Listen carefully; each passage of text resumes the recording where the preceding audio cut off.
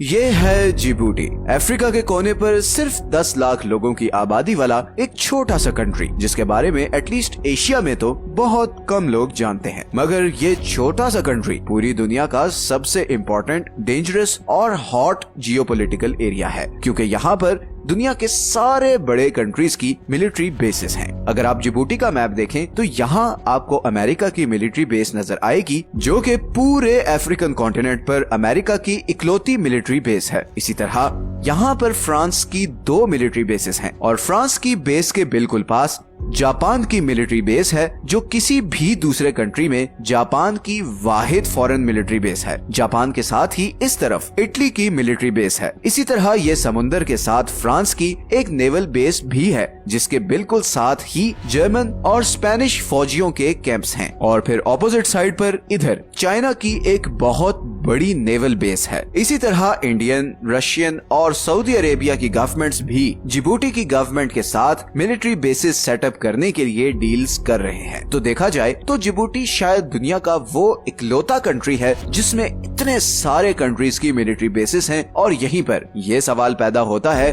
कि आखिर जिबूटी में ऐसी क्या बात है कि दुनिया की सारी बड़ी सुपर पावर्स ने इधर अपनी मिलिट्री बेसिस सेटअप की हुई हैं। आइए जानते हैं इस सवाल का जवाब। सच ये है कि इस वीडियो में असल में जिबूटी की इतनी इम्पोर्टेंस इसकी जियोग्राफिक लोकेशन की वजह से है। जिबूटी यमन के बिल्कुल ऑपोजिट बाबुल मंदेब स्ट्रेट के वेस्ट में है। बाबुल मंदेब स्ट्रेट 28 किलोमीटर की ये पतली सी जगह है, जहां से सारे समुद्री जहाज इंडियन ओशन को क्रॉस करते हुए रेड सी में एंटर होते हैं और फिर सुएज कैनाल को क्रॉस करके मेडिटेरेनियन सी में निकल जाते हैं और वहां से फिर वो सारे यूरोपियन कंट्रीज तक पहुंचते हैं। तो बेसिकली एशिया और मिडिल ईस्ट को यूरोप से कनेक्ट करने का ये सबसे शॉर्टेस्ट रूट है और यही चीज इसे इतना ज्यादा जियोपॉलिटिकली इम्पोर्टेंट बनाती है, स्पेशली अगर हम ऑयल और गैस सप्लाई की बात करें। पूरी दुनिया की 10% ऑयल एंड 6% नेचुरल गैस की सप्लाई इसी 28 किलोमीटर के चोक पॉइंट से गुजरती है और ये सारी गैस और ऑयल आता है इधर पर्शियन गल्फ से।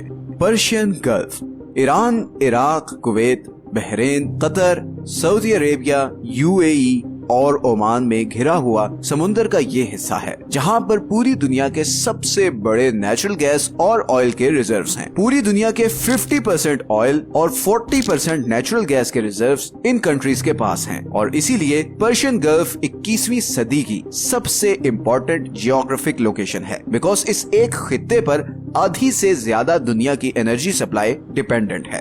इन कंट्रीज से तेल और गैस इन बड़े बड़े समुद्री जहाजों में लोड होता है और फिर ये 20 मील के चोक पॉइंट से गुजर के इधर एशिया के सारे बड़े कंट्रीज जैसे Pakistan, India, China, south Korea और जापान तक जाता है।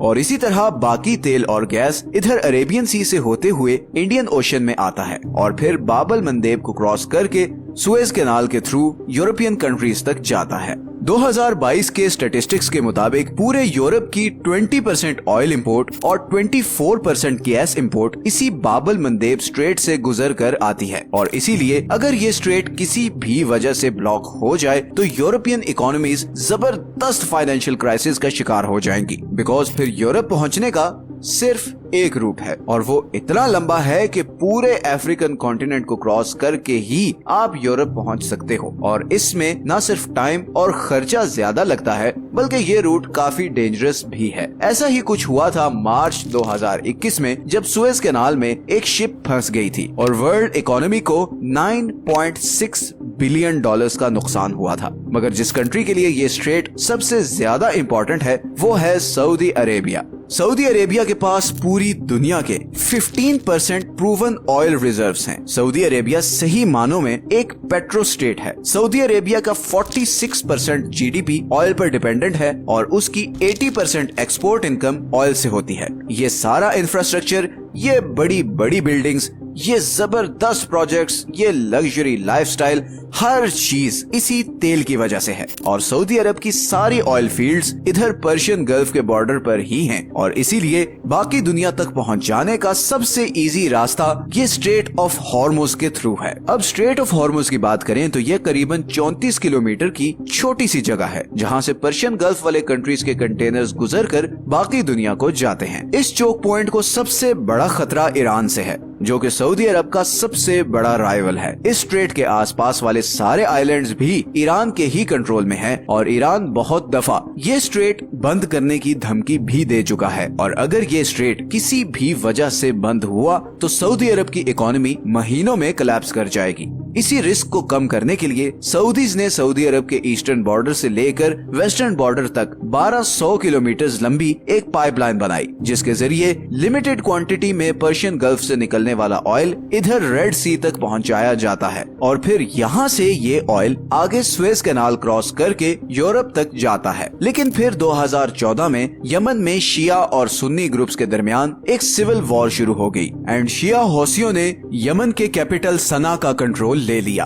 अब क्योंकि इस सारी वॉर में सऊदी अरब हौसियों के अगेंस्ट सुन्नी ग्रुप को सपोर्ट करता रहा था, तो हौसियों ने अपने सारे गुस्से का रुख सऊदी अरब की तरफ कर लिया। और क्योंकि ये सारा एरिया सऊदी अरब की इन पाइपलाइंस के बहुत करीब है और हौसी बागी भी बहुत बार ये पाइपलाइन उड़ाने की थ्रेट दे चुके हैं, तो एक तरफ ईरान है जो स्ट्रेट ऑफ हॉर्मुज ब्लॉक करके अरब ऑयल की एक्सपोर्ट बंद कर सकता है और दूसरी तरफ इधर यमन में ईरान बैक्ड यमनी हौसी हैं जो ये बाबुल मंदेब स्ट्रेट और फिर ये पाइपलाइन को नुकसान पहुंचा सकते हैं, जिसके नताइज सऊदी अरब के लिए बहुत ही भयानक होंगे। और यही रीजन है कि सऊदी अरेबिया इधर जिबूटी में अपनी खुद की मिलिट्री बेस बना रहा है ताकि ऐसे किसी भी थ्रेट की सिचुएशन में वो फौरन मिलिट्री के थ्रू रिएक्ट कर सके। लेकिन बाबुल मंदेब सिर्फ सऊदी अरब ही नहीं बल्कि अब यूरोपीय यूनियन के लिए भी बहुत ही ज्यादा क्रिटिकल लोकेशन बन गई है। और उसकी वजह यह है कि रशिया यूक्रेन वॉर के बाद रशिया ने यूरोप को जाने वाली अपनी सारी गैस पाइपलाइंस बंद कर दी हैं और इतनी बड़ी गैस सप्लाई का यूरोप के पास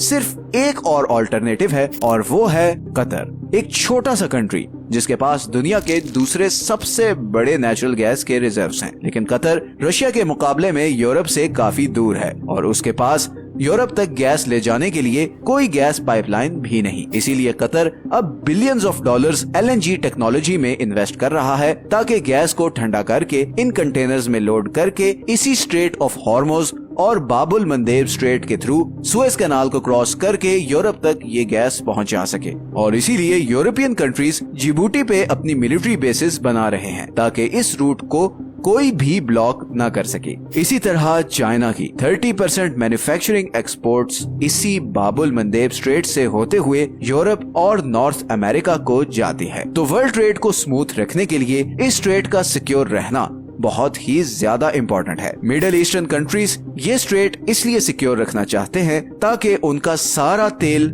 और गैस स्मूथली यूरोपियन कंट्रीज तक पहुंच जाए। चाइना के लिए ये स्ट्रेट इसलिए इम्पोर्टेंट है बिकॉज उसकी मेजॉरिटी एक्सपोर्ट्स इसी रास्ते से दूसरी मार्केट्स तक जाती हैं और इन्हीं एक्सपोर्ट्स से चाइना की इकोनॉमी चलती है। अमेरिका इधर मिलिट्री बेस बनाकर इसलिए बैठा है कि इस सारे ग्लोबल ट्रेड पर नजर रख सके और चाइना या किसी और कंट्री को इस रूट का कंप्लीट कंट्रोल हासिल न करने दे। लेकिन इतने सारे कंट्रीज की यहाँ मिलिट्री बेसिस होने की एक और वजह ये भी है कि ये सारा एरिया बहुत ही अनस्टेबल और खतरनाक है। इस स्ट्रेट के एक तरफ यमन है जो पिछले कुछ बरसों से खूनी सिविल वॉर का शिकार है और दूसरी तरफ एरिट्रिया, इथियोपिया और मोलिया जैसी अफ्रीकन कंट्रीज हैं जिनमें लॉ एंड ऑर्डर सिचुएशन बहुत सख्त खराब है। और फिर इस तरफ सोमालिया है जहाँ के पायरेट्स अक्सर इन ट्रेड रूट्स पर आने वाले कंटेनर्स पर अटैक करते रहते हैं और कई दफा तो वो इन शिप्स को लूट भी लेते हैं। इसीलिए सारे बड़े कंट्रीज ने इस बात पे एग्री किया कि इस रीजन में उनकी मिलिट्री बेसिस होनी चाहिए ताकि वर्ल्ड ट्रेड को इन सारी थ्रेट्स से बचाकर ये ट्रेड का फ्लो स्मूथ रखा जा सके। और इस सारे एरिया में बेस बनाने के लिए जिबूटी से बेहतर और कोई कंट्री नहीं। जिबूटी इस पूरे अफ्रीकन रीजन में शायद सबसे पीसफुल कंट्री है और अगर देखा जाए तो अफ्रीका बहुत हैवीली इस पर डिपेंडेंट भी है क्योंकि देखें जिबूटी के साउथ वेस्ट में इथियोपिया है जिसकी पूरे अफ्रीका में सबसे बड़ी पॉपुलेशन है, मगर इथियोपिया लैंडलॉक्ड है और उसके पास कुछ भी इंपोर्ट या एक्सपोर्ट करने के लिए जिबूटी के अलावा कोई और ऑप्शन नहीं। इसीलिए जिबूटी